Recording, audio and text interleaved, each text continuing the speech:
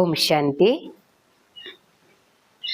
આજની જે આપણી એક આધ્યાત્મિક વાર્તા છે એ છે એક ગુરુ અને શિષ્યની સુંદર કહાની છે કે એક જંગલની અંદર એક ગુરુ અને એનો ચેલા શિષ્ય રહેતા હતા। એક દિવસ ગુરુ અને ચેલા બંને રસ્તામાં આગળ જતા હતા। જતા જતા ઘંઘોર જંગલ આવ્યું। ચાલતા ચાલતા ગુરુજીને તરસ લાગી। ગુરુજીને જ્યારે તરસ લાગી એટલે ગુરુજીએ ચેલાને કીધું કે બેટા, આજુબાજુ ક્યાંય જંગલમાં પાણી હોય તો તું લઈ આય। હું અહીંયા ઝાડ નીચે બેઠો છું, મને તરસ લાગી છે અને તરસ્યા હવે આગળ મારાથી ચાલાશે નહીં। ગુરુની ઉંમર હતી, ઉંમર લાયક શરીરે થોડું કમજોર થઈ ગયું હોય। ચેલાએ વિચાર્યું કે ભાઈ સાચી વાત છે, તરસ્યા તો ગુરુજી આવા તાપમાં કેવી રીતે ચાલી શકશે।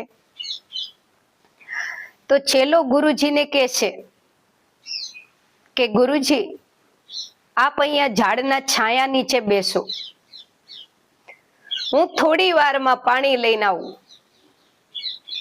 કરીને શિષ્ય કમંડળ લઈ અને ગુરુજી માટે પાણી લેવા નીકળ્યો। જંગલમાં આજુબાજુ જોયું તો ક્યાંય પાણી નહોતું। ચાલતા ચાલતા ચાલતા આગળ આવ્યો તો જંગલની બહાર ગામના સીમાડે એક કૂવો હતો, જ્યાં લોકો બધા પાણી ભરવા આવતા હતા। શિષ્યએ વિચાર્યું કે કૂવા બાજુ જવા દે, ગુરુજી માટે પાણી લઈને આવું। જેવો શિષ્ય કૂવાની નજીક આવ્યો તો ત્યાં એક પણિયારી પાણી ભરવા માટે આવી હતી। પેલો જે શિષ્ય હતો એને પેલી પણિયારીને કીધું કે ભાઈ, મારે પાણી જોતું છે પીવાનું, આપ મને કૂવામાંથી નીકાળી દેશો પાણી? પેલી જે પણિયારી હતી ઈ કે છે હા।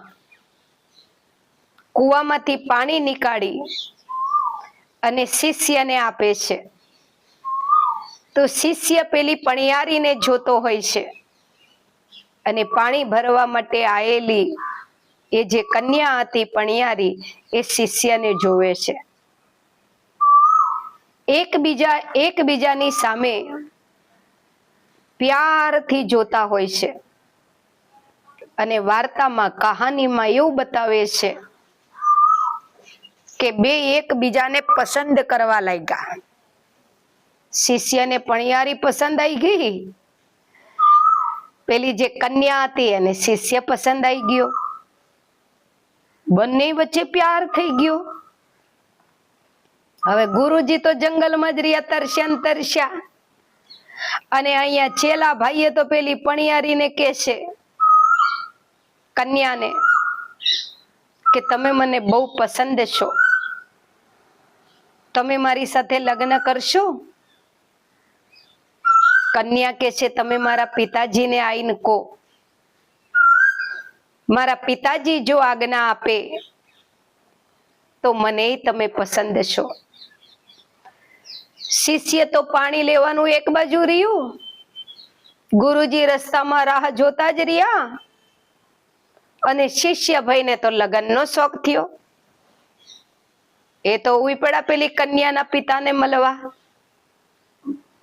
કન્યાના પિતાને જઈને કહે છે કે મને આપની દીકરી ખૂબ પસંદ છે, હું એની સાથે લગ્ન કરવા માંગુ છું, આપ જો આજ્ઞા આપો તો। કન્યાના પિતાએ કીધું કે કોણ છે તારા પરિવારમાં, તું ક્યાં રહે છે, શું કરે છે, અમે કાંઈ જાણતા નહીં। પેલા તું તારો પરિચય તો આપ. તો શિષ્ય કે છે મારું કોઈ નથી, હું એકલો જ છું, મારા માતા પિતા નથી, હું એકલો જ છું, ભગવાનની ભક્તિ કરતો હતો. આજે અચાનક તમારી કન્યા મળી, મને પસંદ આવી ગઈ, લગ્ન કરવાનો વિચાર આવ્યો, એટલે તમારી પાસે હું પ્રસ્તાવ લઈને આવ્યો છું. પેલા વૃદ્ધ પિતાજીએ વિચાર્યું કન્યાના કે આનું કોઈ નથી, મને મારી દીકરીના લગ્ન જો હું આના જોડે કરાવું તો આ મારી પાસે જ રહે, તો મારી કન્યા મારી પાસે જ રહે, અને આ વૃદ્ધા અવસ્થામાં મારી કન્યા સિવાય, મારી દીકરી સિવાય તો મારું કોઈ છે નહીં. તો સારું છે ને, જીવતા એના લગ્ન મારી સામે થઈ જશે અને બંને મારી પાસે જ રહેશે. તો એના પિતાજીએ કીધું કે હું એક શરતે તારા લગ્ન કરું મારી દીકરી સાથે, કે લગ્ન બાદ તારે અહીંયા અમારી જ સાથે રહેવાનું, અને મારો જે આ ધંધો છે એ તારે સંભાળવાનો. શિષ્ય કે ભલે, કારણ કે શિષ્યને તો પેલી કન્યા એટલી બધી પસંદ આવી ગઈ હતી કે એ કન્યા માટે શિષ્ય કંઈ પણ કરવા તૈયાર હતો. એ તો તૈયાર થઈ ગયો ગુરુજીની વાત સાંભળીને, સોરી, એ કન્યાના પિતાની વાત સાંભળીને. ધામધૂમથી ચેલા ભાઈના તો લગ્ન થયા. લગ્ન થયા, શિષ્ય તો સંસાર માંડીને સંસારમાં બેસી ગયો. 1-2 વર્ષ થયા, એના ત્યાં કન્યાનો જન્મ થયો. ખુશીનો પાર ન રહ્યો પતિ પત્નીને. ઓર થોડો સમય થયો, એના ત્યાં દીકરાનો જન્મ થયો. ઓર પતિ પત્ની ખુશ થઈ ગયા, પોતાનો પરિવાર સંપન્ન સરસ થઈ ગયો. પતિ પત્ની, દીકરો દીકરી આપસમાં પ્યારથી રહેતા હતા. એના સસરાનો જે ધંધો હતો એ શિષ્ય સંભાળતો હતો, અને ઘરનું ગુજરાન બહુ સારી રીતે, સરસ રીતે ચાલતું હતું. ભગવાન ને ભક્તિ ને પૂજા ને પાઠ ને બધું શિષ્ય ભૂલી ગયો, અને ધંધો ને પત્ની ને પરિવાર ને બાળકો ને એમાં લાગી ગયો. કરતા કરતા થોડા વર્ષ વીત્યા. પત્ની કે છે એના પતિને, આપણે ક્યાંય ફરવા નથી ગયા હમણાંથી, તો આપણા બાળકોને લઈને ચલો ને આપણે ફરવા જઈએ. એનો પતિ કે છે ભલે. પતિ પત્ની, એની 2 નાની સંતાનો ફરવા માટે નીકળ્યા. હવે નદીને સામે પાર જવાનું હતું, એટલે એક હોડકું હતું. એ હોડકાની અંદર એ લોકો બેઠા નદીને સામે પાર જવા માટે. ખુશી ખુશી આનંદથી અંદર બેઠા હતા. બાળકો આનંદ કરતા હતા, એની પત્ની એ ખુશ આનંદમાં હતી, પેલા ચેલોય ખુશ આનંદમાં હતો. એના પરિવાર સાથે ફરવા નીકળ્યો હતો ને, એટલે આનંદ હતો. કરતા કરતા પેલી નાવ અધવચ્ચે પહોંચી, અને અચાનક નદીમાં પૂર આવ્યું. જોર જોરથી મોજા આવવા લાગ્યા, નાવ ડગમગવા લાગી. પત્ની બાળકો ડરવા લાગ્યા. એ કે છે હવે શું કરીશું? આ નદીમાં તો તુફાન વધતું જાય છે, પાણી વધારે હિલોરે ચડ્યું છે, આપણે જલ્દી જલ્દી આપણી નાવને કિનારે પહોંચાડી દઈએ, નતર આપણે ડૂબી જશું. નાવને કિનારા તરફ લઈ જાય, અને કિનારે પહોંચે એ પહેલા તો નદીની અંદર એટલું બધું તુફાન આવ્યું કે મોટા મોટા નદીના પાણીની અંદર હિલોરા આવવા લાગ્યા, અને ધીરે ધીરે હિલોરાનું પાણી નાવમાં આવવા લાગ્યું અને નાવ ઊંધી પડી ગઈ. ચારે ચાર પાણીમાં પડી ગયા. હવે પેલા ચેલાને તો તરતા આવડતું હતું, પણ એની પત્નીને તરતા નતું આવડતું. અને નાના જે બાળકો હતા બે, એને તરતા નતું આવડતું. એ ત્રણેય બચાવ બચાવની બૂમો પાડવા લાગ્યા. તો પેલો ચેલો વિચારે છે કે કોને પેલા બચાવું, પત્નીને બચાવું, દીકરાને બચાવું, દીકરીને બચાવું, કોની તરફ જવું, કોને બચાવું? તરતો તરતો પત્નીનો હાથ ઝાલે છે, એને બચાવવા જાય છે. ત્યાં પેલો દીકરો ડૂબતો હોય છે, તો દીકરાને પકડવા જાય ત્યાં પત્નીનો હાથ છૂટી જાય છે. દીકરાને પકડે છે ત્યાં પેલી દીકરીને ડૂબતા જોવે છે, એને પકડવા જાય છે તો દીકરો ડૂબવા લાગે છે. પેલો ચેલો બહુ દુખી અંદરથી થઈ ગયેલો, સમજમાં નતું આવતું કેવી રીતે તૈણે એને બચાવવું અને કેવી રીતે નદી બહાર કાઢવું. નદીનો પ્રવાહ ઓર વધી ગયો, ઓર નદીમાં તુફાન વધ્યું. એટલું બધું ચારે બાજુ ભયંકર પાણી જોર જોરથી ઉછળતું હતું કે ચેલાને એની પત્ની, એનો દીકરો, દીકરી કઈ બાજુ છે એ બતાતા નતા. અને ધીરે ધીરે એની પત્ની, દીકરો અને દીકરી પાણીના પ્રવાહમાં ક્યાંય નીકળી ગયા, ડૂબી ગયા, મરી ગયા. થોડી વાર ચેલો પાણીમાં ફર્યા કરે છે, એની પત્નીને, દીકરાને, દીકરીને શોધે છે, પણ ક્યાંય એ કઈ કોઈ હાથમાં આવતું નથી. અને થાકીને ચેલો તરતા તરતા નદીની બહાર આવે છે. નદીને બહાર ઝાડ નીચે બેઠા બેઠા જોર જોરથી રડે છે. મારી પત્ની, મારો દીકરો, મારી દીકરી મારી સામે ડૂબી ગયા અને હું કાંઈ ન કરી શક્યો, એકેયને ન બચાવી શક્યો કરીને જોર જોરથી પેલો ચેલો રોતો હોય છે.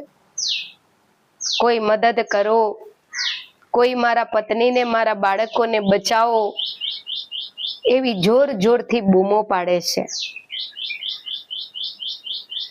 એટલી વારમાં જંગલમાંથી પેલા ગુરુજી આયા નદી કિનારે.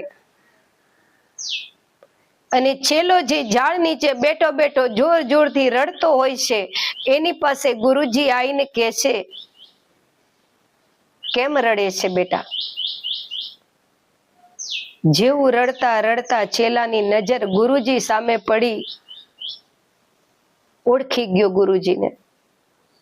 યાદ આવી ગયું કે પેલા હું આ ગુરુ પાસે આશ્રમમાં રહેતો હતો.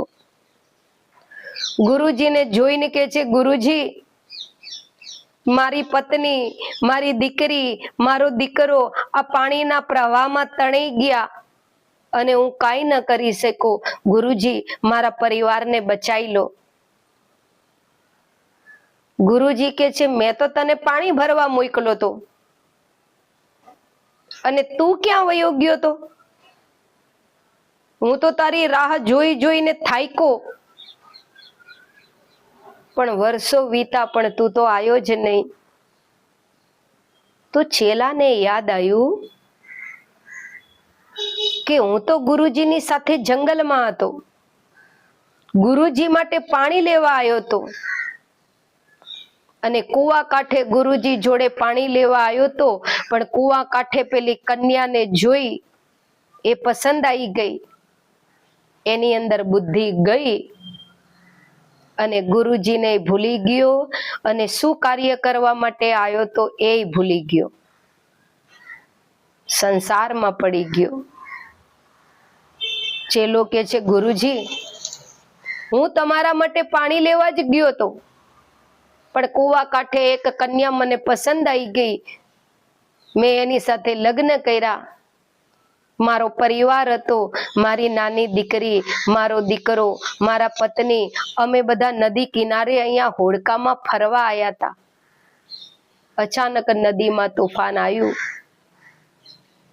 અને મારા પત્ની, મારી દીકરી, મારા બાળકને લઈને ચાલ્યું ગયું. ગુરુજી કે છે, બેટા, એ બધા જો તારા હોત તો એ ચાલ્યા ન ગયા હોત. જે આપણું હોય એ આપણાથી ન છૂટે. એ આપણું હતું જ નહીં, એ તારું હતું જ નહીં, એટલે તારાથી છૂટ્યું.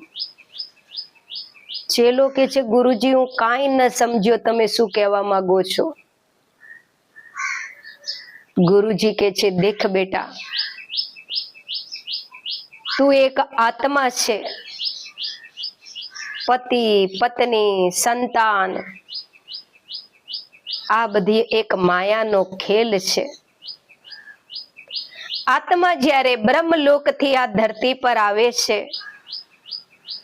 ત્યારે માયાના ખેલમાં આત્મા પાઠ ભજવે છે. એક પાત્ર મળ્યું તું તને પતિ તરીકે, પિતા તરીકેનું. તારો ખેલ પૂરો થયો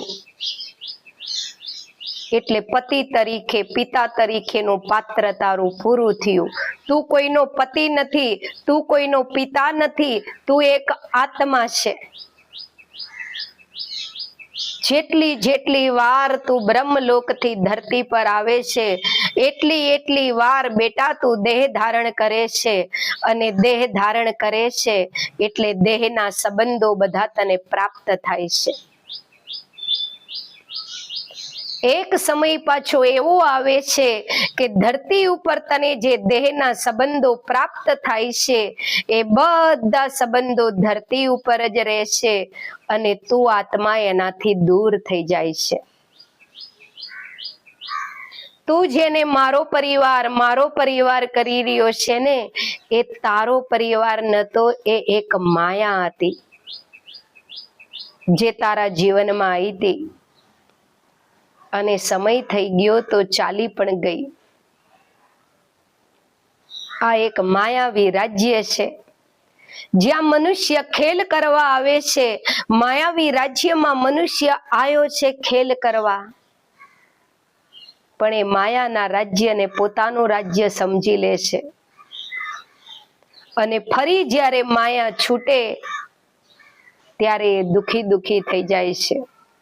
જાગ અજ્ઞાનતામાંથી, યાદ કર તું કોણ છે, શું કામ ધરતી પર આવ્યો છે, શું કર્તવ્ય છે તારું, અને તું તારા કર્તવ્યથી વિમુખ થઈ અને કઈ ગતિ તરફ જઈ રહ્યો છે.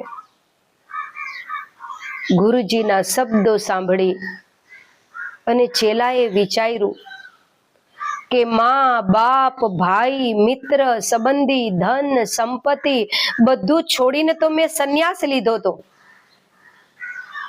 આત્મકલ્યાણ કરવા માટે, સમાજ સેવા કરવા માટે. ભગવાનનો બન્યો તો ક્યાં પાછો માયામાં પડી ગયો, અને હું એવો માયામાં પડી ગયો કે હું મારા કર્તવ્યને ભૂલી ગયો, હું કોણ છું એ ભૂલી ગયો. ચેલો ગુરુજીના પગમાં પડ્યો અને ચેલો ગુરુજીના પગમાં પડીને કે છે, ગુરુજી મને માફ કરી દો,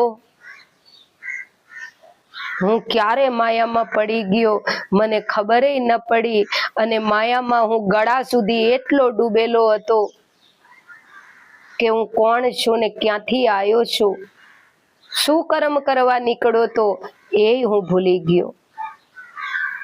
ચેલો ગુરુજી જોડે માફી માંગે છે, રડે છે, હાથ જોડીને કગરે છે. ગુરુજી ચેલાના માથે હાથ મૂકી એને ક્ષમા કરે છે અને ફરી જીવનને સહી દિશા તરફ વાળે છે. આ એક ગુરુ ચેલાની જે વાર્તા છે, એ ગુરુ ચેલાની વાર્તાનો સાર શું છે કે આપણે બધી આત્માઓ પણ બ્રહ્મલોકથી આ ધરતી ઉપર આ માયાવી રાજ્યમાં ખેલ કરવા આવ્યા છીએ, એક પાઠ ભજવવા આવ્યા છીએ. અને ધરતી ઉપર પાઠ ભજવતા ભજવતા આપણને અનેક સંબંધો પ્રાપ્ત થાય છે. માં, બાપ, ભાઈ, બેન, મિત્ર, સંબંધી, પત્ની, પતિ, બાળકો. અને એક દિવસ ફરી પાછો એવો આવે છે કે જે માયાવી સંબંધો આપણને ધરતી પર પ્રાપ્ત થાય છે એ બધા માયાવી સંબંધો છોડી અને આપણે પાછા અહીંથી વિદાય લઈએ છીએ. તો યાદ કરો, કોણ છું હું? શું કર્તવ્ય કરવા આવ્યો છું? શું કર્તવ્ય કરી રહ્યો છું? આવ્યો છું માયાનો ખેલ કરવા માટે, પણ માયામાં ગળા સુધી ડૂબી તો નહીં ગયો ને? હું જે કર્તવ્ય કરવા આવ્યો છું એ ભૂલી તો નથી ગયો ને? સમજાવો મનને. અને મન જો ગલત દિશામાં જઈ રહ્યું છે, જીવન જો ગલત દિશામાં જઈ રહ્યું છે, તો યાદ કરો પરમાત્માને અને માયાવી ગલત દિશાથી પાછા વળો અને પ્રભુના માર્ગને અપનાવો. પ્રભુના ઘરે દેર છે પણ અંધેર નથી. ગમે એટલી આપણી આયુષ્ય પૂરી થઈ, પણ હવે પણ જો આપણે પાછા વળીને ઈશ્વરને જીવન અર્પણ કરીશું, ભગવાન તરફ આપણા જીવનને વધારીશું એ માર્ગે, તો અવશ્ય આપણી સદગતિ થશે. આ વાર્તા જો સારી લાગે તો લાઈક કરશો, કોમેન્ટ કરશો અને મિત્રોને શેર કરશો. આવી જ સરસ આધ્યાત્મિક વાર્તાઓ અમે આપણને આગળ સંભળાવતા રહેશું. વાર્તામાંથી જે સારો સાર લાગે એ લો અને જીવનને ઓર સારું બનાવો, એવી અમારી શુભ ભાવના છે. ઓમ શાંતિ.